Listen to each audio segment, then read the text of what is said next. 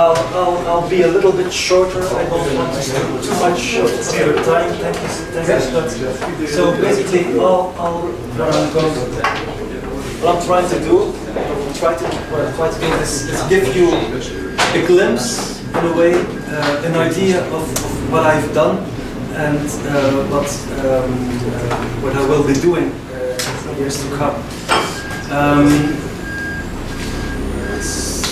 Okay.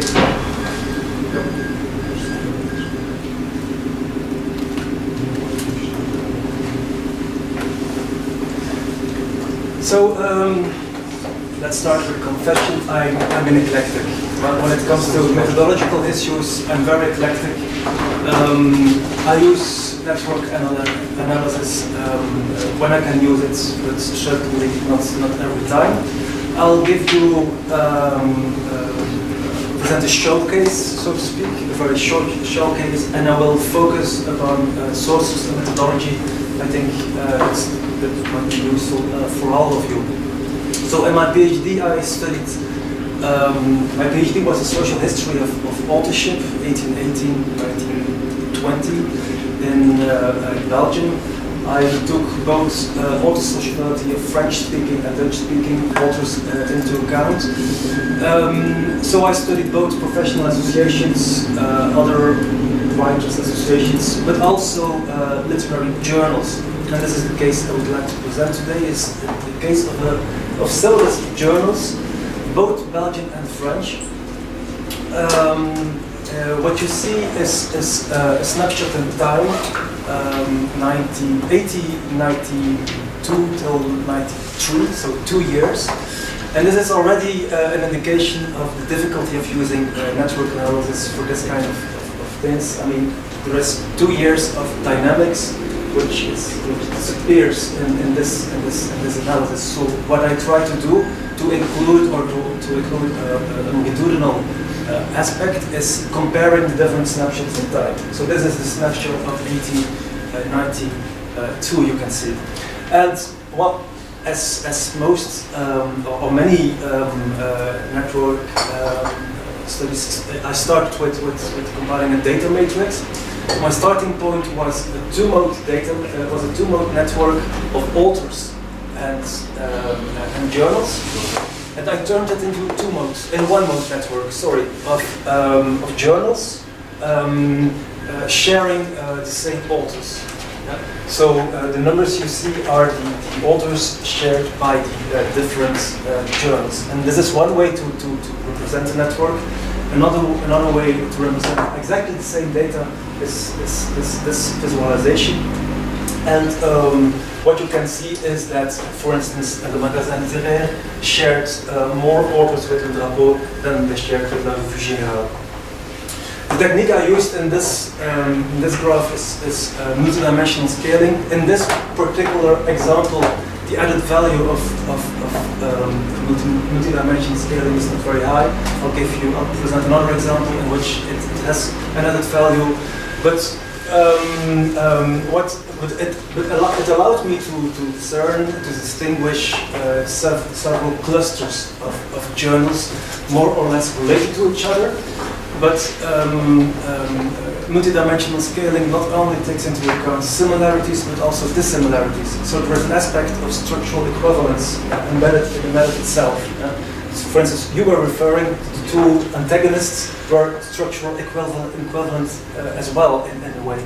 So it might be interesting to use, or if you want to do more with it with your data, you can try to do block modeling, for instance, and other structural equivalence measures. But this is also a possibility. So well, I can say a lot about this and the conclusions it allows to make, but there's no time for that. This is another multidimensional scaled sociogram. This time both Belgian and French symbolist literary journals. Maybe it's interesting to say something about not only about this arbitrary choice, but about another arbitrary choice, namely which journals do I take into account and which journals I don't take into account. I used the network definition used by the actors themselves. Right? journals referring to other journals are taken into account. I mean, and it was quite common in those days to have well, every time there were other journals announced and other journals, and they were talking about each other, etc., etc. So the demarcation of the network, so to speak, is made by the actors themselves. And that's how I came up with a list of 30 journals. And interesting to see is that that's one of the conclusions, is that the Belgian symbolism, which is a cluster of Belgian symbolism journals, is very closely related to a cluster of symbolism journals in the south of France, and they are positioned exactly the same way towards the literary center, Parisian journals. So they are also in a way structural equivalents, and they share a lot of authors. And this was for me just a starting point. And as I described it earlier, this is an interim explanandum. As such, it doesn't explain anything. It's just the start of further mainly qualitative research. Right? Yes. Okay. That's what I've done in the past. Let's move on to what I'm doing right now. 5 buzzwords in 1 sentence. I'll have to come up with something new. I know that, but for now it does a trick. What I'm trying to do in my current research is first of all, I'm studying. I intend to study social reform networks in the 19th and 20th century, and I try to connect local with the transnational, and I try to do this on a systematic way. This is the way I worked in the past. This is just I made this with this is the transnational network of 2 Belgian couple engaged intellectuals. Not engaged intellectuals, but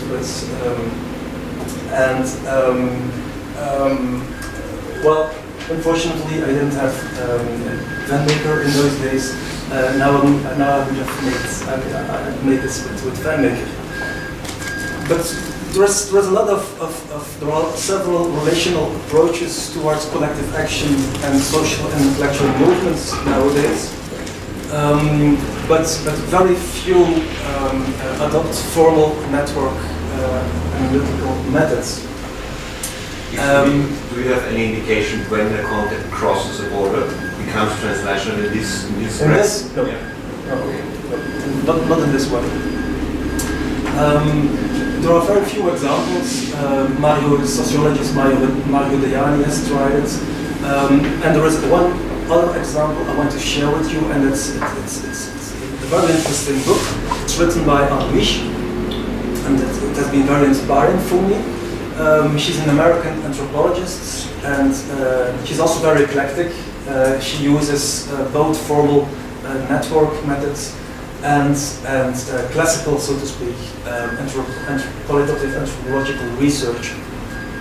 And her interest is very much my interest.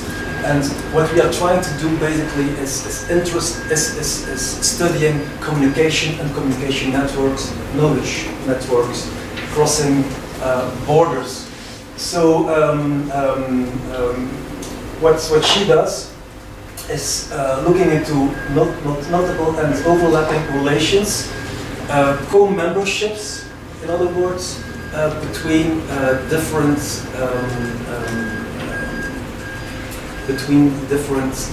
organizational sectors. That's the word she uses. And the technique she used in her research is the Galois lattice technique. I don't know how to pronounce this in English. It's the lattice. Galois lattice technique. And what you see are organizational clusters. For instance, you have to refer to lattice. Sorry? Asking you to comment. Yeah, for instance, there are five persons who are active in a political party but but only in political parties. And for instance, there was members with both a member of political party, of herbal popular movement, of a religious group, etc., etc. Yeah. So organizational clusters. And she includes a longitudinal perspective by analyzing multiple cohorts and multiple activism by cohorts. So that's my inspiration. And how do I deal with it, or how do I try to integrate it in my research? Maybe I can give you one very simple example. It's an article that is going to be published in the near future. What you see here is a still from Der Zauberberg, the movie based upon a novel of Thomas Mann. You see Settembrini, and Settembrini embodies the Belle Epoque revival of the ideals of the Enlightenment, humanism, women's rights, etc. And he's also a member of the Bund zur Organisierung des Fortschritts. And Thomas Mann, actually it was an organization not made up by Thomas Mann, it was an organization that existed. And this organization was the starting point of the analysis I've done. The organization was founded in 1907 by an Austrian sociologist, Rudolf Broder, a Jewish Austrian sociologist, who studied in Paris with Durkheim, and he founded 3 journals who were edited simultaneously in 3 different cities in France, so in Paris, in London, and in Berlin. And the exchange of knowledge, about the social experiments was the very reason for establishing those journals. And this makes it an excellent case for me, of course, to study the local and local and transnational advocacy networks. So this is the network founded by Broder, with both organizations and journals. In the end, so he started with 3 journals, but there was one for a short time in Madrid as well. There was one in Budapest. There was even a Russian version at a given moment in time. And so there was also a patronizing organization, and the patronizing organization published from time to time. They published memberships lists, and this memberships list was a starting point of a network analysis for me. So what you see is a memberships list divided by country, by city, and both private persons and associations, organizations could become a member. So you can do it the regular way, simple visualizations like this. You can see the distribution among countries, but you can also cluster, not cluster yet, you can also visualize a few things. What you see here are the urban roots and organizational sectors of the International Institute at the end of 1910. As you can see, the variances, as you can see, the breeding ground, so to speak, of the organization in England were the Fabian societies. In Germany, the monist movements became a member of the organization, and right in the middle you have the free-thinking associations and the women's movement. Whatever centrality measure they would come up as being, I didn't calculate anything, it speaks for itself, I think. And this, again, this was only the starting point of the actual research. I'm interested in communication. I'm interested in framing processes. And this was for me the starting point to see how a master narrative was developed during time within the network. So that's what I've tried to do in the article that is going to be published. And well, not surprisingly, but it's interesting to combine both things. Is that women's rights are quite central in the master narrative of the entire network, and what you could read in the journal. So this is just to give you an idea of what I'm trying to do. We have recently founded a collaborative platform, TLC Collaborative, which aims to offer access to digitized and dispersed material on transnational intellectual cooperation about conferences, organizations, and persons between 1850 and 1914. 8 universities or institutions across Europe are taking part in this project. The platform will include, or already includes, a relational database, but also a corpus, which should allow in the future citation analysis as well, for instance. So we want to do much more with it than we have done already or so far. It's the IC collaborative, and yeah, it's already, maybe I can, I was going to present a few temporary results, but maybe that's not necessary. What you see here are conferences and again, local associations represented at those international conferences. So that's my research in a nutshell. Thank you.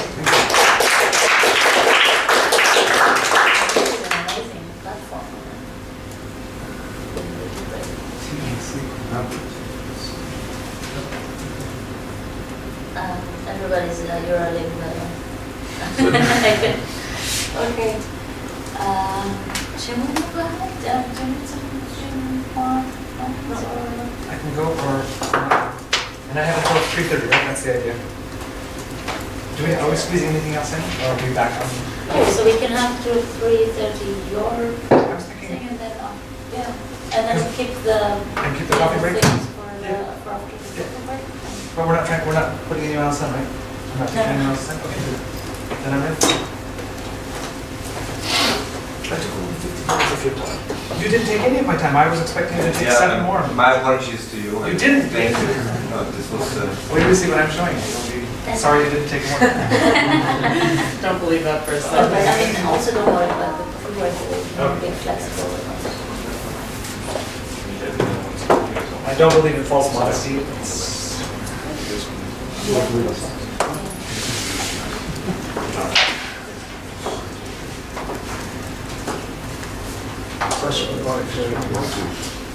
So you guys can keep talking for a moment.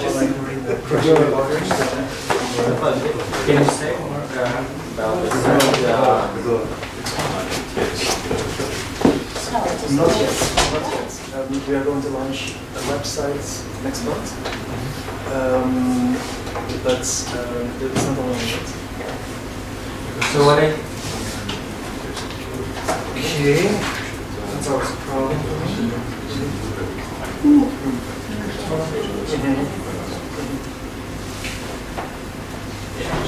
That's what we want.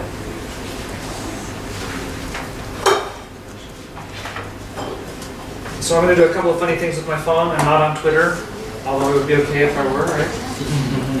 I have some notes on here, and I'm also setting myself an annoying timer, so you will hear some.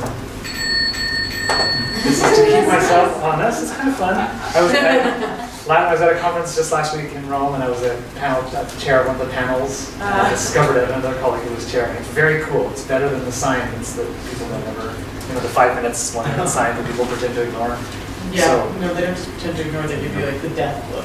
If you show them a sign, yeah. So I'm doing this for myself, and it's mainly because I do have a really unstructured kind of talk, and and I could go on at length, so I want to sort of keep myself honest. So it's, if you get bored. But still, I mean, we're sort of flowing into the discussion afterwards, and when you feel like it. Okay, and I discussed, since I'm supposed to start and or lead the closing discussion about where to go from here, there are several kind of mini themes that I was thinking of putting in as just an appendix to this. These are other things that I was thinking about anyway that didn't really fit into this Russian formalist thing that I'm doing, or things that have come up over the past couple of days that I wanted to talk about. So we've decided that I'm just going to use those as a 10 minute or so mini start for the last section. So this will be all Russian formalists, and I hope it'll be different from what you expect, but okay. If it's different and not okay, then I'm in trouble. It's exactly what I expect. And then the final caveat is that several of us have talked about this many times over the conference. We come to these things thinking that we're going to be the one voice crying in the wilderness, and yet we're all saying the same things. We have siege mentality here with as Martin said, the one gay in the village, right, who feels like he's always being persecuted. In fact, everyone's cool with it. So. I'll send around the link later so that you get the reference. It's a good. It sounds like a good reference. It's a great reference. So everybody's turning around. Okay, so I'm starting my timer, and I'm getting up my notes. And here we go. So I decided to talk to you about Russian formalist intellectual networks. And should I give away the secret? I'll give away the secret now because I may forget to give it away later. I am mainly talking to you about Russian formalists, and I'm talking to you about them for a very particular reason. I have an agenda that I'm pushing here. I decided to talk about their intellectual networks because this is an intellectual network conference.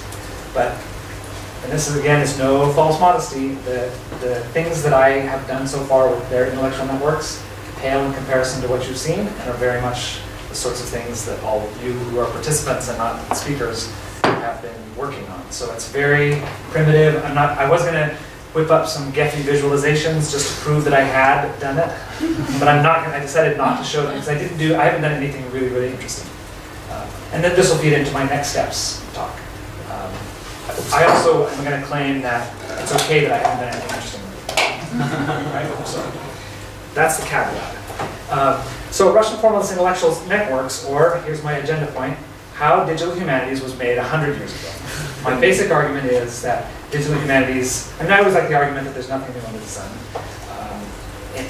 I hope you'll push back on this or agree with me and say that, yes, but it's not only the Russian formalists, et cetera, et cetera. The main point is that digital humanities is not necessarily as new as many people think it is, not necessarily as frightening as many people think it is, and not necessarily as atheoretical as people claim it is. Now, we've already heard plenty of theoretical and critical debates here, so I know none of you say this, but lots of people outside, lots of people in academic departments would claim that it's fine to talk about digital humanities as long as you're not just crunching numbers. Crunching numbers is the sort of thing that humanities people aren't supposed to only do. They're supposed to have bigger questions.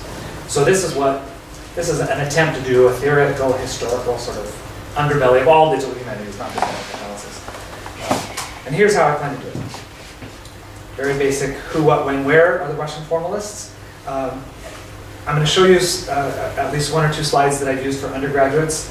Not to talk down to you or to be patronizing, but I've discovered that as I've talked about this theme, and it's been kind of a hobby horse theme for a couple of years, that not everyone knows who the Russian formalists were or what they did. And that's totally What's that? Bоже mой, yes. My God, how can people not know? So if you, and we already know one person who I self-identified as someone who has heard about the Russian formalists. So feel free to ask questions along the way. As I said, it's not formal at all. Or if I'm going too slow and you know all of this, tell me to get on to the interesting stuff. And then I hope you notice that, I know most of you are not native English speakers, but I hope you notice that my English is weird here. It's supposed to be weird. How Russian formalism is made, how digital humanities is made, and how network analysis for humanities is made or not made. And I'll tell you why it's intentionally weird. So, who, what, when, where. This is a way too small to read, very much homegrown handwork. What does somebody say? Somebody said, I'll build my hand. This is... Home recipe. this is to represent when the Russian, what their historical context is. The Russian formalist movement is fairly easy to date. There was a particular group that I'll talk about in just a second called, that was the center of this small group of literary scholars. It had a beginning date, it had an end date, the end date was close to the time that the main figure officially renounced form. So it had become a political topic, and he officially renounced it. So that's easy to date. The beginning date is unclear, but it's between 1914 and 1916. The end date is sometime in 1930. So we're talking about a 15-year period. The particular 15-year period is interesting because, of course, everyone knows 1917, why it's important.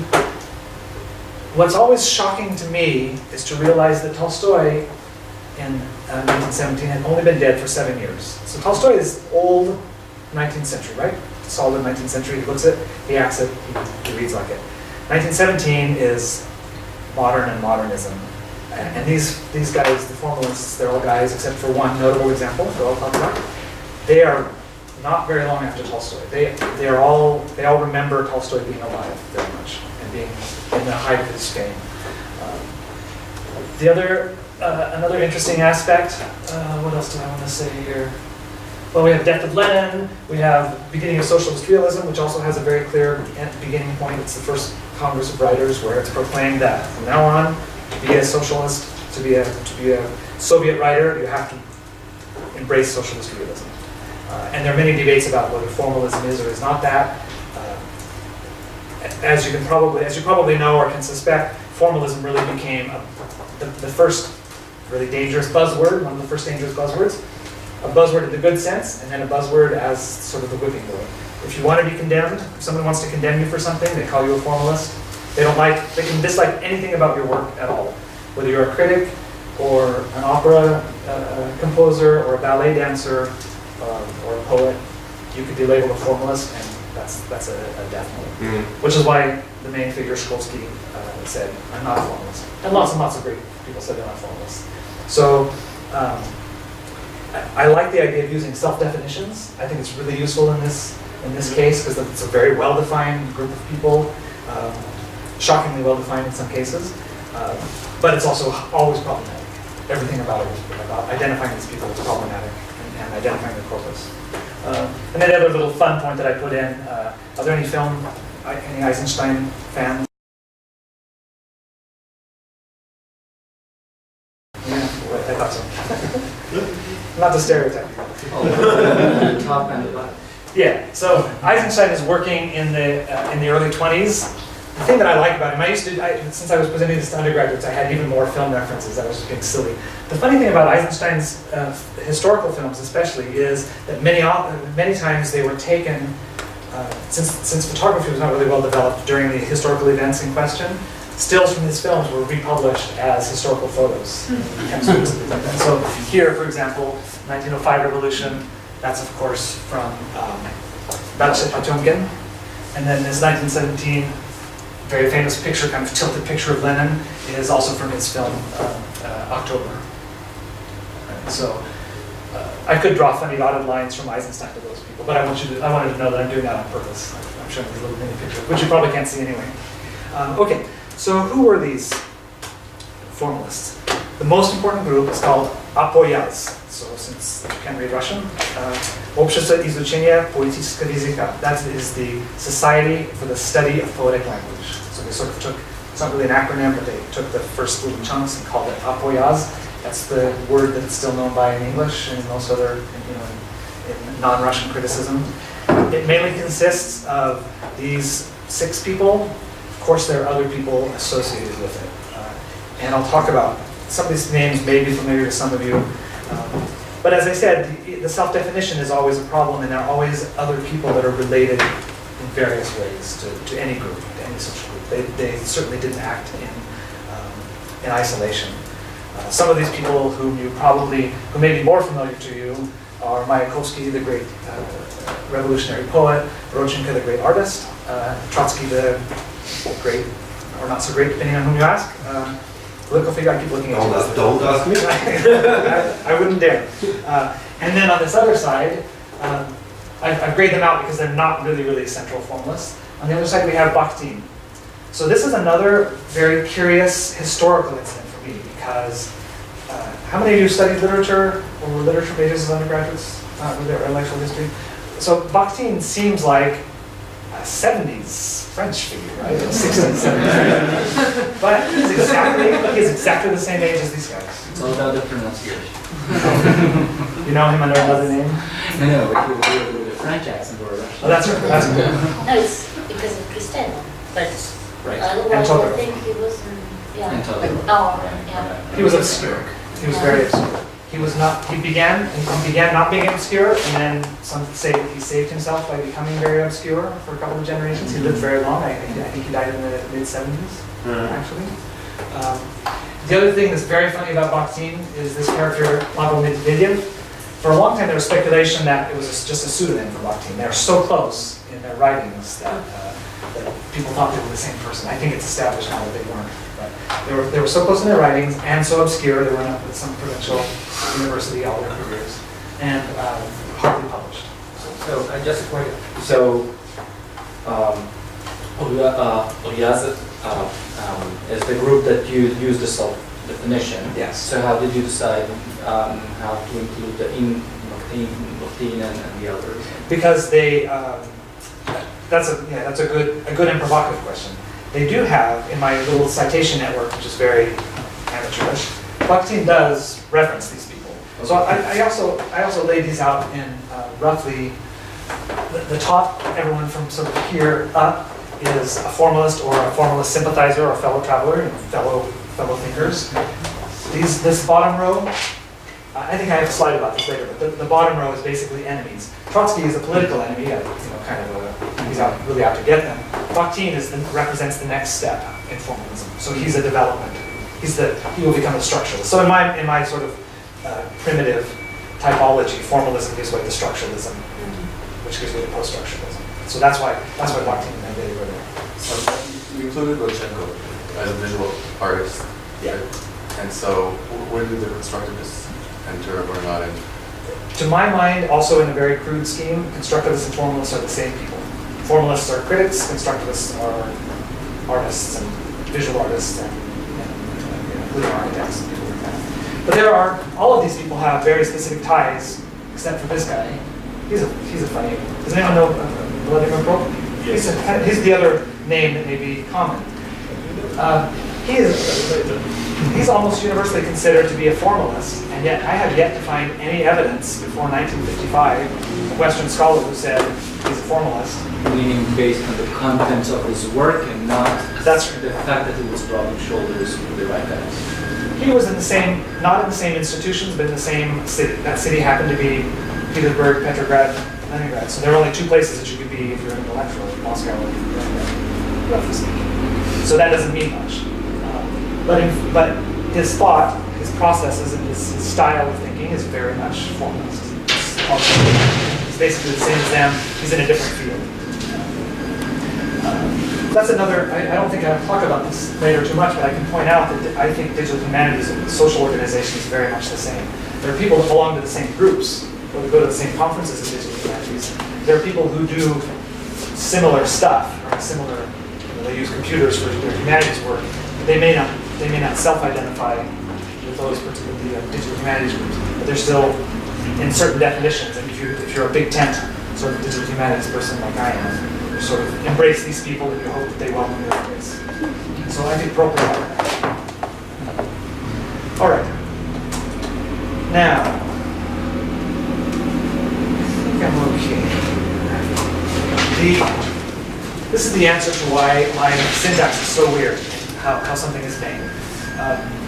One of the most well-known essays of Russian formalism, sort of an inaugural essay, was called How Gogel's Overcoat is Made by this guy, Boris Eichenbaum.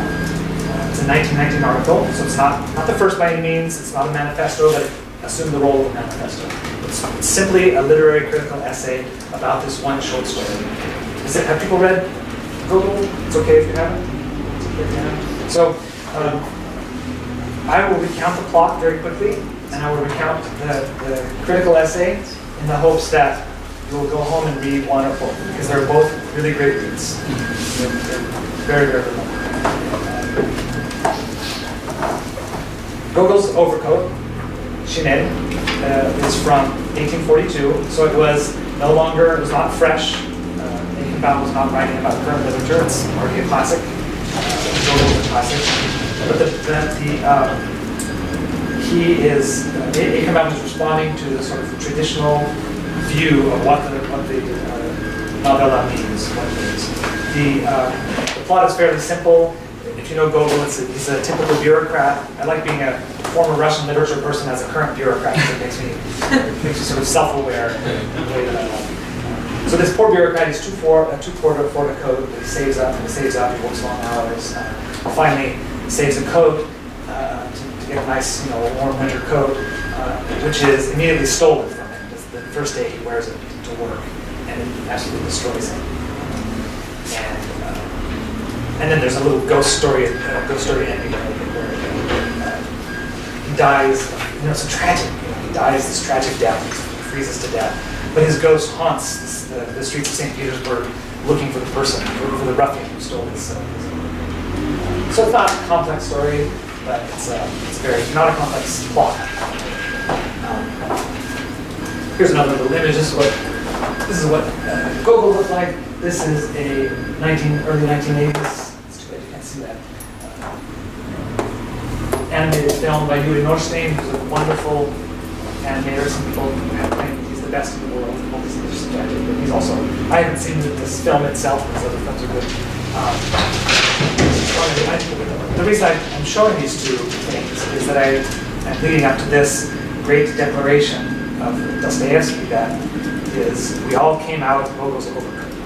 But we all, I think he means all Russian writers, all of Russian literature. So Dostoevsky is a generation after Gogol. He claims that the Overcoat is where it all came from. What that means, whether he even really said it, nobody knows. But the Overcoat is an intensely neurotic.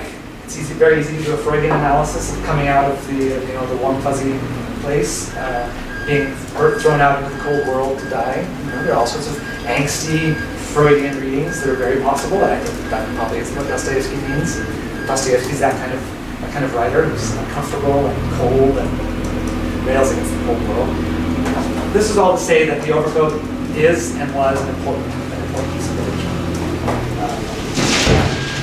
Now, here I need to refer to my notes so I don't forget something really important.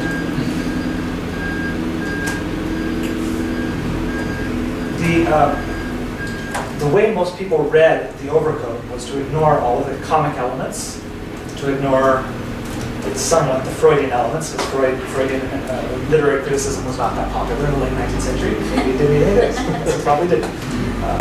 Certainly symbolic interpretations were possible, but the prevailing interpretation of this was that in spite of Gogol's humor throughout, in spite of the funny, you have this protagonist that you're supposed to both despise and feel sorry for and laugh at. In spite of all of that, most people thought that this was really a moral story, a sentimental story, because there's one line in all of the Overcoat that is sentimental, and it's almost embarrassingly sentimental. At one point, the poor bureaucrat.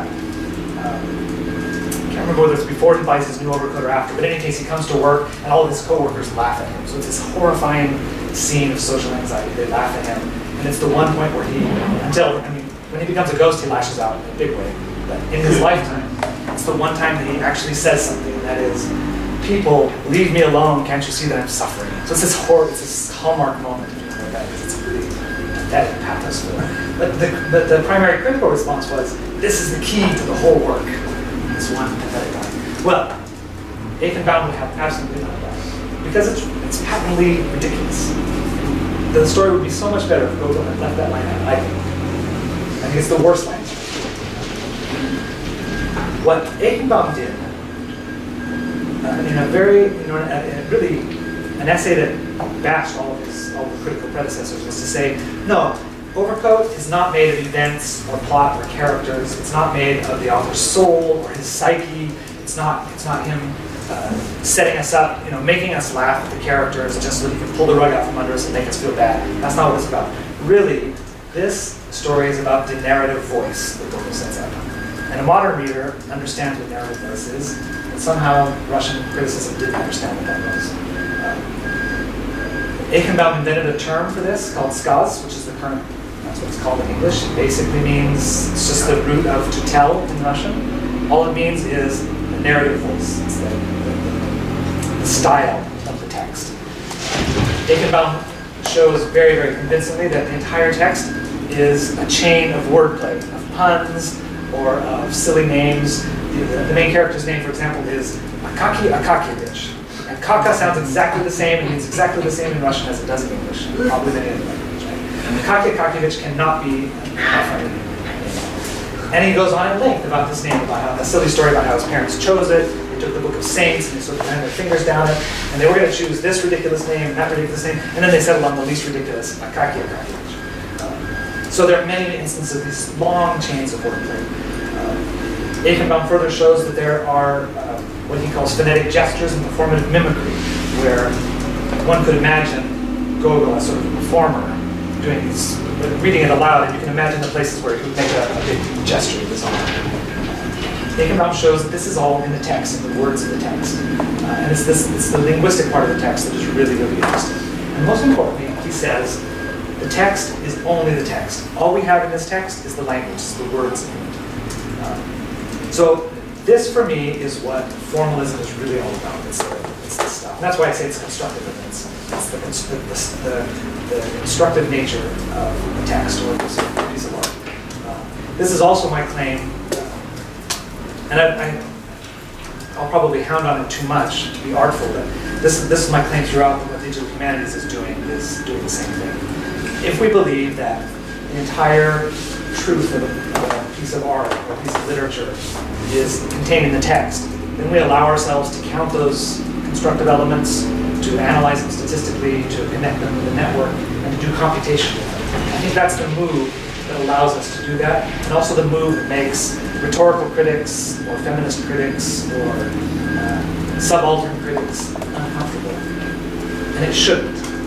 It shouldn't. It's a different approach. It's not a psychological approach or a rhetorical approach or a social critical approach. It really is a form-based approach. It's a materialist approach. And it's just saying, look, we have the text, that's what we have. We're going to do with the text, with textual evidence, whatever we want, including computing. Right? And I think it's a great argument, it's a great entree, because the people who object to digital humanities can't possibly object to us taking textual evidence in a new way. And I really think that's what we're doing when we do any kind of digital humanities. Is that a hand? No. You're welcome to. So very quickly, I'm going to show you a few of the other formalists. I won't read all of their titles. Are those? Yeah, those should be left with me, right? If you look at some of the titles of their major works, I hope you'll see what I'm talking about. It's kind of hard to read this and make something out of it if you haven't read 20 years of criticism before that, 20 years of criticism after that. So before that, we would suspect sentimental, moral, maybe social criticism.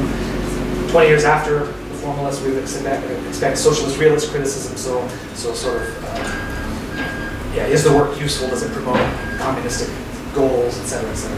But during this time, these titles will promote looking at the form, looking at the substance, looking at the structure, looking at the constructive elements, looking at methods and poetics. This is the beginning of, I think they're really very close to structuralism. This is the beginning of how things are made, how a piece of literature is made, how a piece of art is made. Eichenbaum had a long career. He managed to survive just fine and remain employed, and he wrote a lot of great things. Another figure is this Osip Brick, who also one of the very early important ones, who wrote things like sound repetitions and rhythm and syntax. These are both studies of poetry. He wrote some poetry, not a whole lot himself, but the fact that he studied poetry by counting syllables and classifying phonemes in the syllables and saying that this poem was interesting for this reason because it has a numeric, quantifiable aspect to it. It's interesting. So what is left? Left is the left front of arts. It was both a journal. This is a picture of the journal. This is a cover of the journal. This is June, July 1923, Moscow. It's also a pseudo acronym like Ahoya's. It means left front, so it should just be LF, but you can't pronounce that, so we put the LE of left and the LEF of left, and maybe it would be left front also. But they left out left front of arts. So these are, it's mainly a poetic journal. This is one that Mayakovsky is closely associated with, and it's meant to be a radical, embrace the revolution, embrace communism, embrace the future, embrace formalism sort of journal. It's not a critical journal, it's a poetry journal, it's a literary journal, so there's some criticism in it, it's mainly for poetry. The other reason I like to show it is that both the cover design and this portrait are by Rodchenko. This is why I claim he's a formalist, because he took these formal elements. If you know his work, you know he's very fond of photo montage, so he took this Brick's association with the journal, he was one of the editors. He took this and he incorporated it into, as a formal element, into his portrait, his photographic portrait of Brick. I think it's a beautiful sort of mix of all of those things. Brick, as we'll see in my pseudo-social network, is also a uniting figure. He was very active in the journal, in the literary journal, and also in the critical team. So he was a bridging figure. It's a small group, so many of them are bridging figures, but he's a very important one. Next is Tynyanov. I don't have too much to say about him, although he, to my mind, is the one who wrote. His style is sort of less manifesto-like. Many of these things sound like manifestos, and more sort of scholarly tomes. So all of these things, except one, all of these are big, thick monographs, which are still very readable and very interesting today. They're sort of big systems of how literature progresses in literary history. One of my favorites is Arcades Innovators, where this for me is the structuralist work, even though it's the formalist period, where he claims that generations, young writers, they're trained by the previous generation of writers, but they also rebel against them. They become the innovators, and then as the older generation dies off, they become the archivists, and there's a new generation. It's a very, very simple idea, but it was new at the time. It brings lots of evidence to bear for it. So it has a very similar article. What was that? Jacobson. Jacobson, sure. It was, very much in Prope, who, as I said, is universally considered a formalist now, but may or may not have been, is famous for his morphology of the folktale, which, if you're an anthropologist, is still one of the sacred texts. Right? And I particularly love this diagram of this 1928 work. It's a lot like what we've been doing here, right? My claim is still that is not by chance. You can say that I'm just cherry picking and that I chose this. Later on today, I'll show you some pictures from Kierkegaard from the 17th century that also look like this. So maybe the argument's not so good, but I do think he's doing something very similar. He's breaking down folk tales into their component parts, revealing that these component parts travel through history and through cultures and play similar roles, and that you can take a story from one time and one culture, break it down into its pieces, find those same pieces in a story from another time and another culture, and combine them in interesting ways. So for me, he's a formalist without question. Whom he knew, whom he published with, whom he cited, who cited him.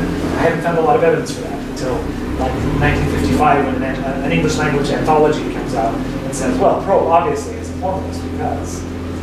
I think that's an okay argument, but it's one that we should be And then the king of all, Victor Shklovsky. He also has a cool sounding, at least English-speaking ears, a cool sounding name. He was the founder of Apoyaz. He wrote this very manifesto-like resurrection of the word, so you can tell that he's trying to renew things. Resurrection of the word has the idea that words have become sort of ossified. We're used to how they sound, and so they've lost their power. And we need to resurrect the word from this sort of stony, cold, meaningless state. We need to make it new. And the futurist poets with whom the formalists were closely associated did just that. They used surreal sort of language. They used language in interesting ways. They used, if you read Mayakovsky, you know that he has tons of exclamation points and short lines and sort of beating drums and revolutionary rhetoric. It's all very resurrect the word. Let's make the word let's make it a weapon. So is there the one Was he the one that says that dictionaries are only the cemeteries of language, or? Wouldn't surprise me, but I don't know. I'll check it. Yeah, he's not, I mean, It's one of them, but. he's not a big linguist. Jacobson was the linguist. I'll check. Yeah, that's interesting. Yeah, that's an interesting idea. And they all were very declamatory. One thing I found when I was trying to do a co-citation analysis is that there are many central articles with 0 citations. So I'll tell you about my corpus in just a minute. But to me, 0 citations means that maybe it's an essay, right, as we were discussing earlier, or maybe that it's a manifesto. Right? You don't have to cite them. You can throw a few names out of the people that you want to end, or the people you want to be like, but you don't have to really cite anybody in the important way if you're writing a manifesto. For me, Shklowsky is the most engaging writer. He writes pithy, sometimes impossible to understand, sort of aphoristic, short sentences, very short paragraphs. He's a lot of fun to read. This is one of my favorite works. It's called Knight's Move, and you can see that's obviously a chessboard, and he's showing how the knight moves in this odd way. This is to illustrate his argument that what makes the knight an interesting character and what makes chess an interesting game is it has absolutely its own rules. The knight, and chess in general, doesn't live by human rules. If it did, it wouldn't be interesting. It wouldn't be a game. It wouldn't be a formal system that we could take apart and discuss. Whereas the really, really interesting thing is that for no particular reason at all, the knight has to move to one way and one the other way every time. The knight can't move any other way. He was also he led a peripatetic existence around the time of the revolution, so he says that his life was like a knight's move. So he's making himself a work of art in that same way. And then the other third factory is sort of an obvious industrial revolution, sort of building of communism, 5-year plan style. It's not the 5-year plan yet, but it's pointing towards the 5-year plan. And then I can't help but put in something naughty. This whole formalism in life and art thing was taken to some extremes. For example, this is Mayakovsky. This is Brick, as we know. This is Lily Brick, the one woman in our collection here, who is Brick's wife and Mayakovsky's lover. And this is their family portrait. For many, many years, they had a very famous ménage à trois. And not only that, they were very open about it until I think Mr. Brick got upset and finally it was ended, and then Mayakovsky committed suicide. And his suicide note, he refers to how the most famous line in his suicide note is a very moving and poetic suicide note, as one would hope.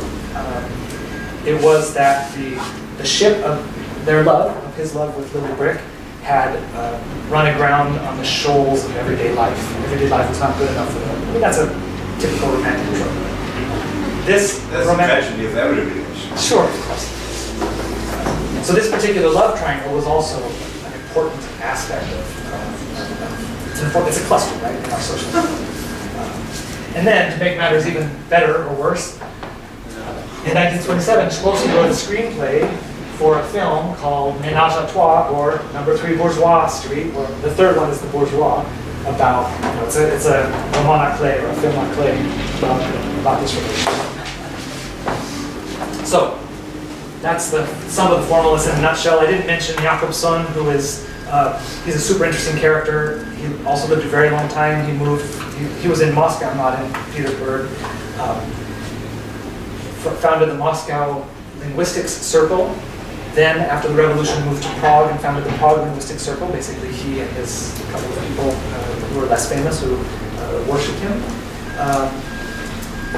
Not only was he not necessarily a literary critic, but more a linguist, he was also the one real poet. When he was young, he thought he would be a futurist poet. And he published in Left. He was a friend of Mayakovsky, and there are anthologies of his futurist poetry. So he is all three of those 3 different professions that I mentioned. And an interesting character. So I didn't put any of his works. He's sort of too big to tackle, but during this period, he is still very much in their circle. Now, as Monty Python says, for something completely different, but not completely different, my claim. What does this have to do with digital humanities? Well, I've already given away my punchline, but let's go into a few specifics. One aspect of digital humanities that I'm familiar with, since it's the sort of the Stanford, one of the Stanford branches, is Franco Moretti's conjectures on world literature, where he coins the term distant reading. In very brief terms, Moretti says that he's writing as a comparative literature person, comparativist, as a student of the novel. His main works, he has a big atlas of the novel. He has lots of sort of novel as genre, the rise of the novel across cultures. He's a transnational comparativist. In this very, no mistake that it's the New Left review. I know Franco's very fond of the Formalists in particular. I haven't. At some point, I want to do a stylistic analysis of Moretti and Shklovsky, and I want to show that they're the same. They write the same style, because I think they do. His point in this article is that if we claim to talk about the novel, we can't possibly base our claims on reading 100 novels, because there were thousands and tens of thousands of novels written. We are simply lying if we claim to say something about the novel or the rise of the novel if we haven't read a greater proportion.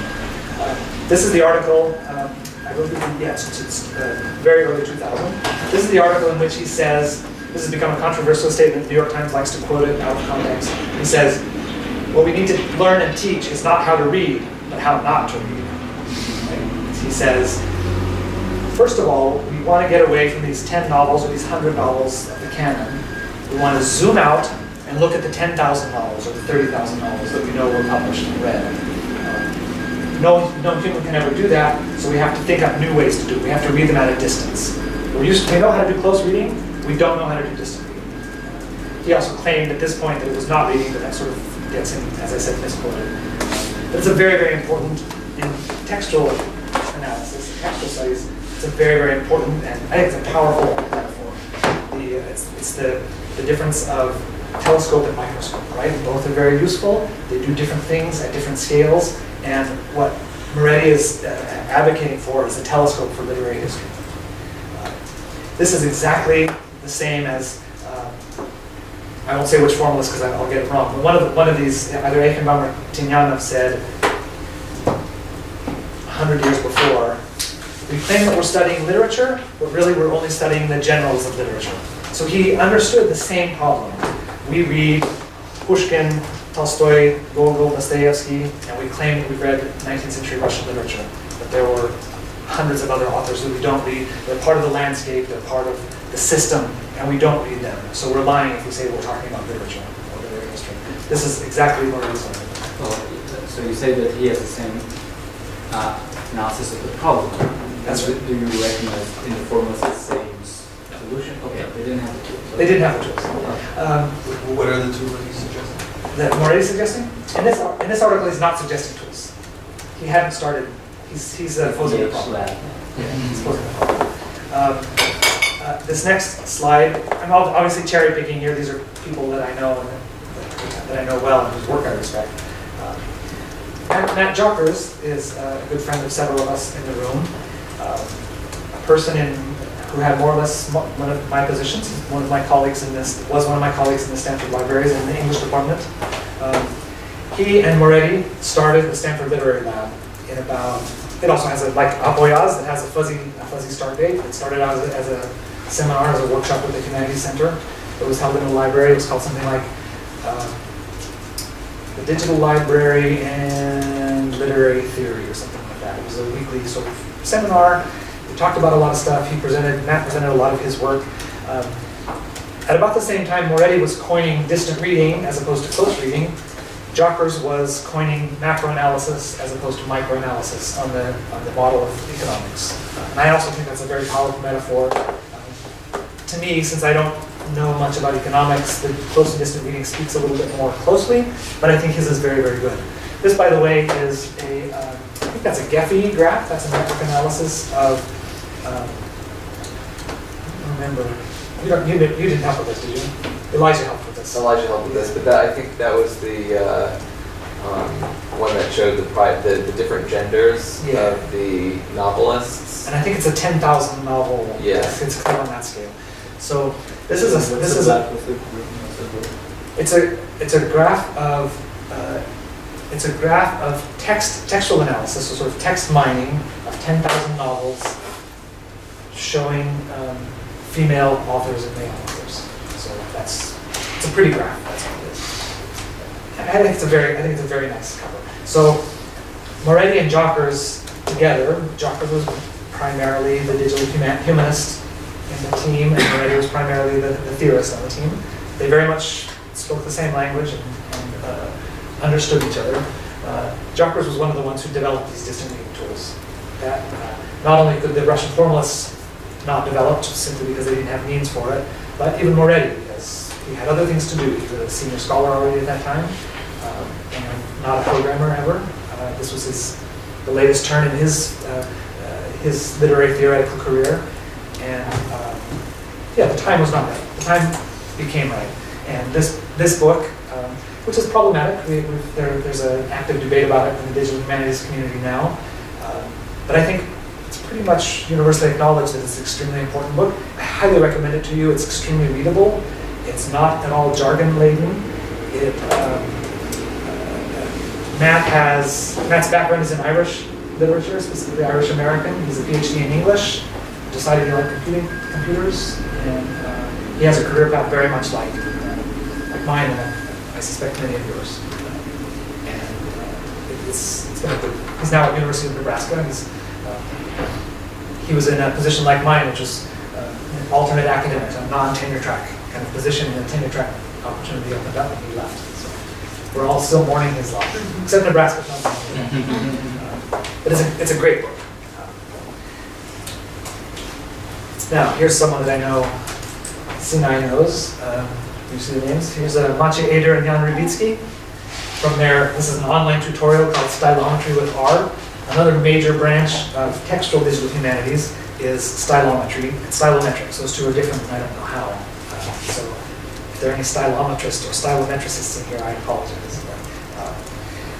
A big and well-respected and long-term branch in modern digital humanities, starting in the I'll get the dates wrong, probably 1980s.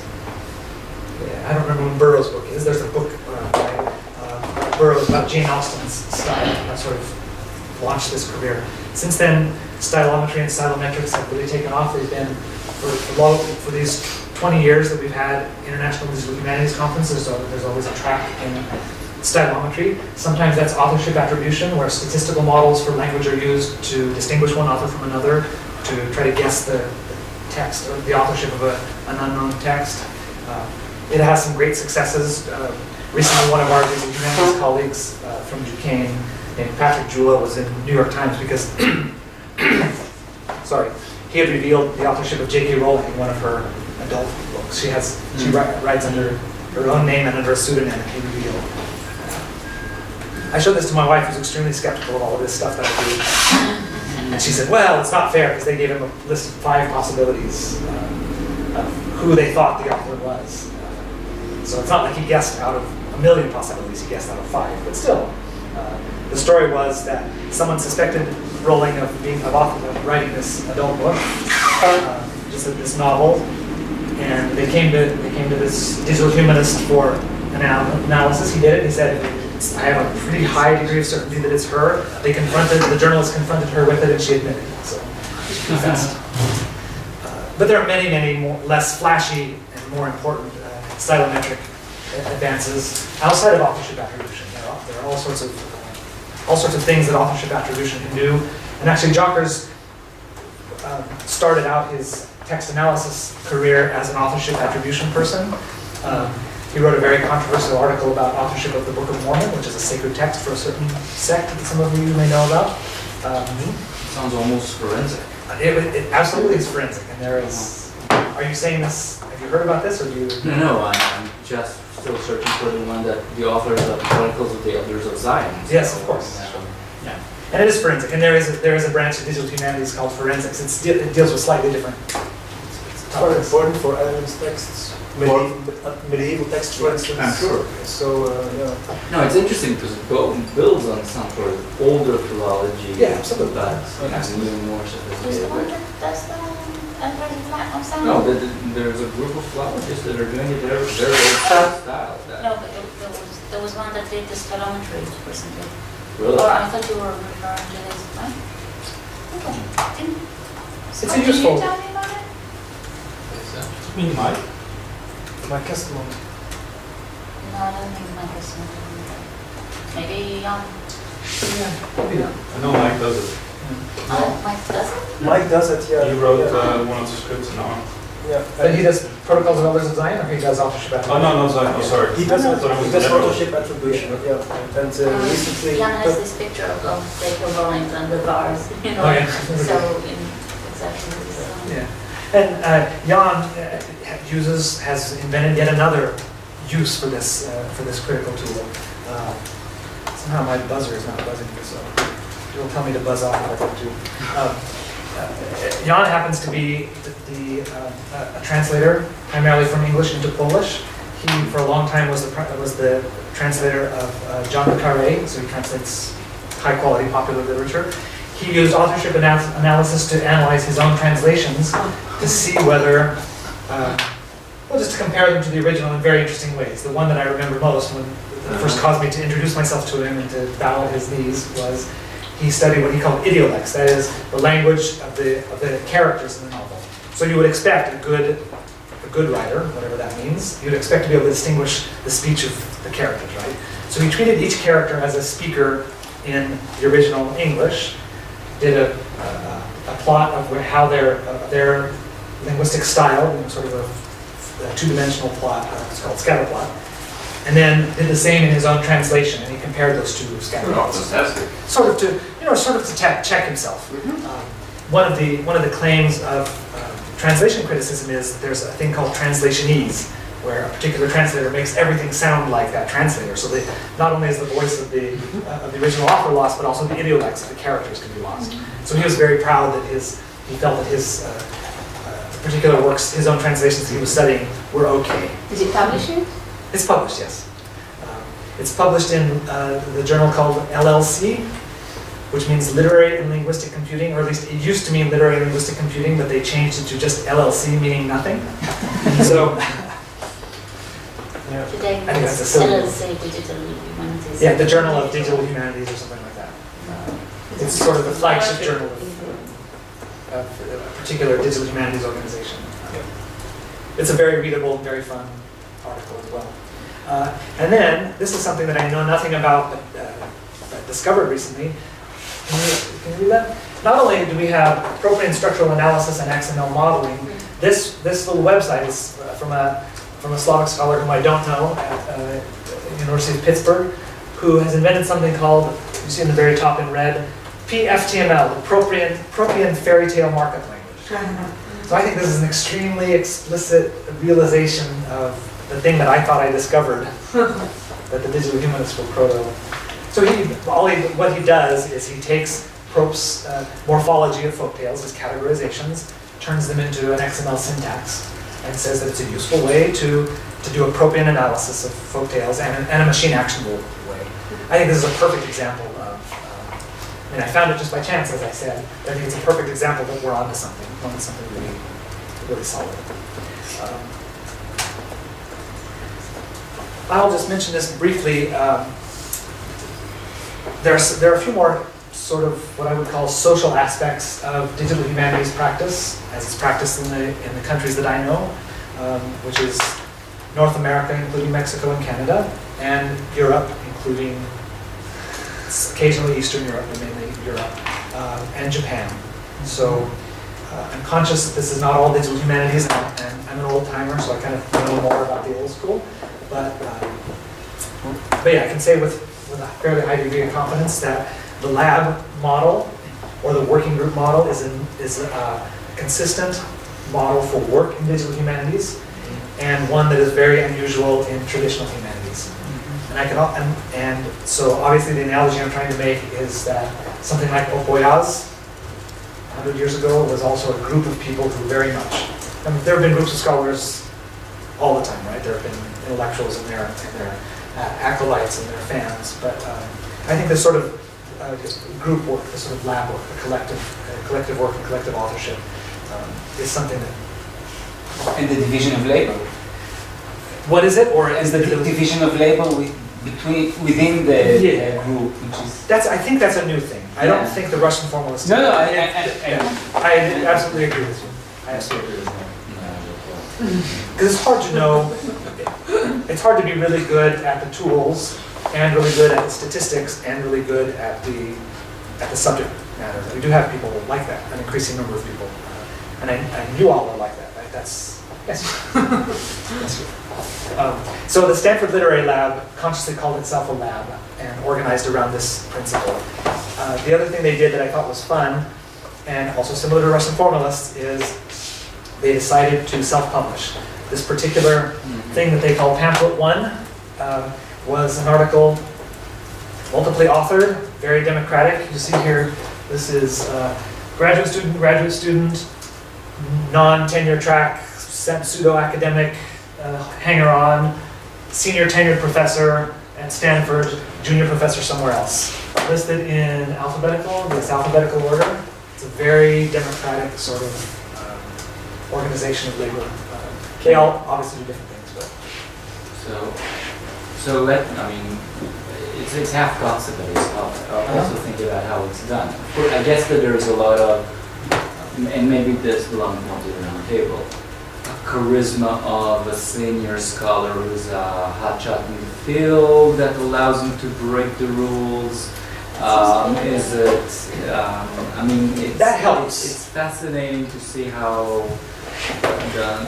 that certainly helps. I think that, I'd like to think that Matt on his own, or Matt and graduate students could have done something similar, but he probably wouldn't have had the resources. The English department, the Literary Lab is a funny place. It's a small, windowless room with a couple of big computers and a big screen so that we can have Skype meetings. It's nothing. But to get the English department to dedicate this room to this activity probably required a senior scholar. And the fact that the scholar was senior and with tenure is probably what allowed him to go out on that limb and take that risk. So in that sense, yes. But it's more than the room, it's the time. It's the I time, guess. right. No, and it's also who was the one who said it. Both for the junior faculty and the PhD students, is this counts as a publication for the poetry community? That's a fascinating question. Nobody here cares, is that safe to say? I don't know, it's probably not safe to say. Okay. I'll tell you the story behind this publication, and which leads me to think that they probably don't care. The article was accepted for publication. I don't remember which journal, but an English literature journal, Narrative or something like that. But the editors of the journal said there are too many graphs, and so can you cut down some of the graphs? And too many illustrations. We can't publish that many illustrations. So can you cut them down?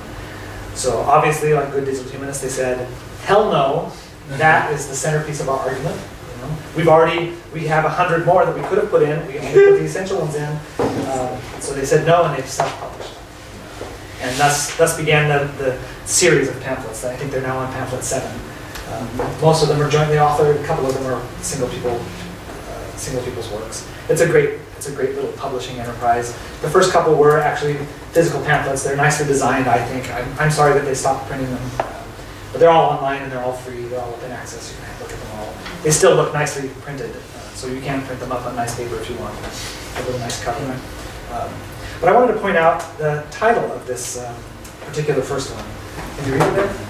Quantitative Formalism, an Experiment. So an experiment is in your face. We're a lab. We're doing experimental stuff. But the fact that it's quantitative formalism is what I wanted to point out. This is not. Matt Jockers and I were talking for many years about formalists, and in fact, I should confess that this whole thing was not my idea, but rather it was Matt's department chair's idea. She was a very forward-thinking department chair. He wanted to teach an introductory digital humanities class, and she said, "That's fine, but if we want to give credit for it in the English department, please have some theory in there, and you might want to start with the Russian formalists." So this is somebody else who had this idea a long time ago. Matt and I being friends, he said, "I don't know anything about the Russian formalists, never even heard of them, what can you tell me?" So since that time we've been talking about it, and the idea has sort of grown in my mind and in my heart. I'm very fond of the idea. Never done anything super serious with it, as you'll see in just a minute. some more super not very serious stuff. But there is stuff to do, and it's a fun idea. So I can't claim that this is evidence of anything except that it's an idea that has legs, as we say. I think it's a good idea. Now, how network analysis for the humanities is or is not done. Let's go back to the primitive subject. These two quotes are really, really good because I think they're fun. They're long, but I'll read them anyway. Trotsky, who at this time in 1923, he was the commissar of all sorts of different things. I don't remember what he happened to be commissar of this, but he was sort of the leader of culture. And he wrote a very prominent article called The Formal School of Poetry and Marxism. I think that's what it's called. It was published in Pravda. He immediately included it as the keystone book of his, the keystone piece in his collection, Literature and Revolution. Trotsky is attacking the formalists as anti-Marxist, as bad guys. So, the formal school is an eruditely prepped miscarriage of idealism applied to the questions of art. This word miscarriage, it's the word for a human miscarriage, a pregnancy. It's awful. The formalists bear the mark of precocious papistry. They are Johnites, that's from the book of John. For them, in the beginning was the word, but for us, that is for the Marxists, in the beginning was the deed. The word appeared after that as its sonic shadow. Well, it's BS, right? It's meaningless, right? But it's a very sort of harsh thing. But he picks on something that I think is very, very important, and that is, yes, in the beginning is the word, and as it should be. So is that completely pejorative? Because it sounds almost like he's being very so much, like he's identifying with what it is. It would be I hear what you're saying, but I think it would be a real stretch because this is the twist of the sword at the very end of the essay. The essay is absolutely pejorative. Absolutely pejorative. He wants to do it. He wants to get rid of it. The next quote by Shklovsky, it was overheard by a contemporary, published in a memoir many years later, so he probably didn't say it, but he should have, and he could have. Shklovsky is very much like that. His response to Trotsky is, "You have an army and a navy, well, there are only 4 of us. What are you so worried about?" Which I just love. That, of course, led me to think, really, 4? Which 4? Were there really only 4? That's a stupid research question, but it's a fun one, right? It's a fun one. And it sounds better in Russian. My translation, I need to work on that translation because it's so pithy and so good. So I have been working on a little corpus of the Russian formalists. I did it all by hand. I tried to use Google Refine on it yesterday, but it's purely clean because it's pretty little because I typed it in and spell checked it and everything. So, 5 institutions, 25 people. That's a real stretch. 25 people. These are people who write, people who are quoted, and people who are remotely associated who wanted to be introduced. My favorite, I work on children's literature in the Soviet period. My favorite children's writer is a real oddball. He was a real kind of lone wolf oddball. I was delighted to find when his diaries were published a few years ago, I was delighted to find that he really, really wanted the formalists to like him, and he went to a series of lectures that Eichenbaum was giving. He enrolled as kind of an adjunct student at an institute in Leningrad at that time, and tried to meet Eichenbaum, and Eichenbaum just totally ignored him because he was such a crackpot. But I'm glad that my favorite children's poet really wanted to be one of these cool outsider guys. So 25 people, including people like this outsider. A grand total of 54 works. There is more out there that I could look at. I didn't do, as I've told most of you, I'm a librarian, I'm not a scholar, this is a hobby. At some point I do need to do something more serious with it and get a better corpus, but 54 works is pretty close to the canon of Russian formalism. It's a short period of time, they published in a limited number of venues that were decidedly formalism, it's not much. Among these 54 works, a grand total of 154 citations, so nothing like the big networks we've been working with. And taking Scott's call to do co-citation work, which I think is a great call. By hand, I determined the co-citation, only 33. So, I don't know. So my silly research questions, network on the wall, who's the formalist one of all? And were there really only 4 formalists? That should be only. Were there really only 4 formalists? And if so, which 4 were they? I'm going to keep doing it because I like playing with these tools. When I'm not throwing the computer across the room. I like playing with them, and I think those are fun places to start to see if I can see what I can do to identify them. But for now, I do one by hand. Here is a connection network. In yellow and in green, we have publishing connections. These are people who published in these two particular important formalist and futurist venues. Collegial connections, people who belong to the same research groups. Artistic connections, this is mainly Rodchenka, who does portraits of people. By the way, this is the first we've seen of, no, I guess it's the second we've seen of Lily Brick, but you see this Mayakovsky long poem published as a sort of pamphlet. That is Lily Brick on the cover. That's Mayakovsky's name on the bottom. The cover is by Rodchenka. It's a striking cover. The title Proeta means about that, which means about that, which you don't name, right? It's about sex. This is Mayakovsky's sort of long poetic love letter to his married lover.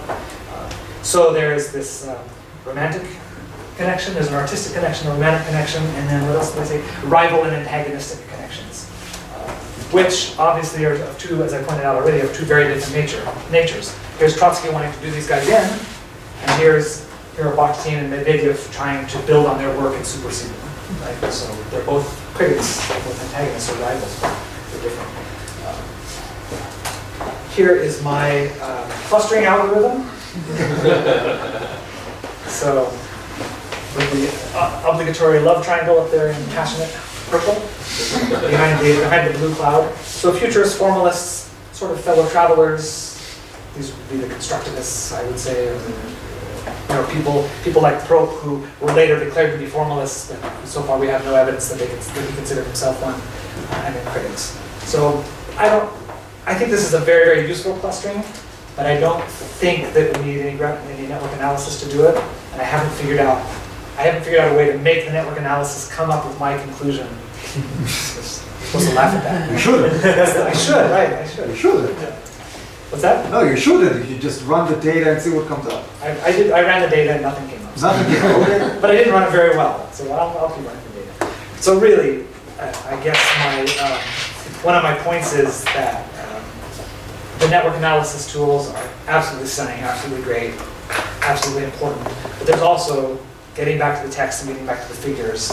And the fact that I did most of this out of my head from stuff I remembered in graduate school 5 years ago, there's still a lot of important and interesting, I don't know that you found this important or interesting, that's a stretch, but still a lot of things that can be done with traditional scholarship that are still innovative and text-based.